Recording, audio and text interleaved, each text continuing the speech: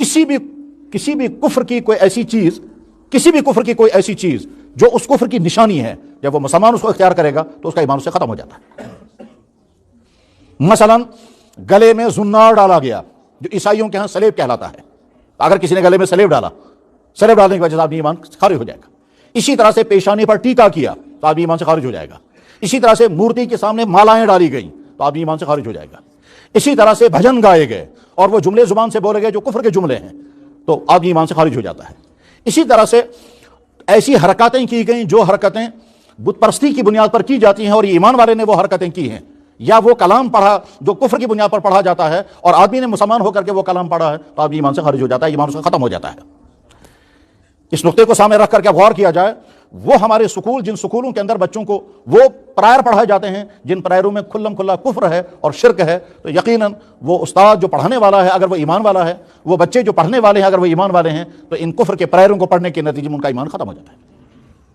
इसी के साथ साथ जैसे हम वो जुमले जुबान से नहीं बोल सकते जिन जुमलों की वजह से खुल्लम खुल्ला कुफ्र होगा, इसी तरह से वो हरकतें नहीं कर सकते जिनकी वजह से कुफ्र होगा, उन जगहों पर भी नहीं जा सकते जिन जगहों पर जाने से कुफ्र होगा, चाहे वो दूसरी कौमों के इबादत खाने हों, चाहे वो दूसरे कौमों का मजहबी त्यौहार हो, चाहे हत्ता कि हमारी किताबों में यहां तक लिखा हुआ है कि एक कौम जो एक खास दिन में पूरे बदन को रंगती है, अगर ईमान वाले ने खुशी के साथ वो रंगवा लिया, इसका ईमान खत्म हो जाता है।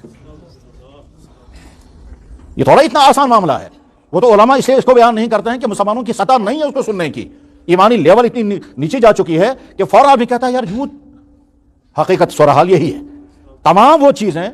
आपने धागा बांधा यहां फैशन की बुनियाद पर, इस धागे की हैसियत कुछ और है, और अगर यही धागा बांधा गया किसी मजहबी शियार की बुनियाद पर, इस धागे के बांधने से ईमान खत्म हो जाता है।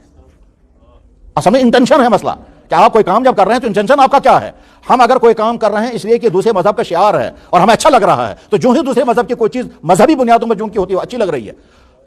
मुझे याद है कि मुफ्तियों के सामने सवाल आता है, वो मुसलमान जो गैर मुस्लिम सोसाइटियों में बसते हैं, वो मुसलमान गैर मुस्लिम सोसाइटियों में रहने की वजह से तरह तरह के मसाइल उनके सामने रहते हैं। मसलन किसी गैर मुस्लिम की वफात हो गई, अब वो कहते हैं कि जी हम इन आखिरी रसूमात में शिरकत कर सकते हैं या नहीं, हमें क्या क्या करना है। अगर हम कहें कि अगर इस्लाम कहेगा किसी चीज में शिरकत मत करो, किसी चीज शिरकत मत करो, तो रहना उन्हीं के साथ है, बिजनेस उन्हीं के साथ करना है, काम उन्हीं के साथ करना है, लेन देन उन्हीं के साथ है, सोसाइटी उनकी वही है, तो गोया मुकम्मल कट भी नहीं सकते हैं। और अगर कहेंगे सब कुछ करो तो उनका ईमान ही खत्म हो जाएगा। तो वहां दर्जाबंदी की जाती है, आप ये काम भी कर सकते हैं, आप ये काम भी कर सकते हैं, ये काम नहीं कर सकते। आप उनकी ताज़ियत कर सकते हैं,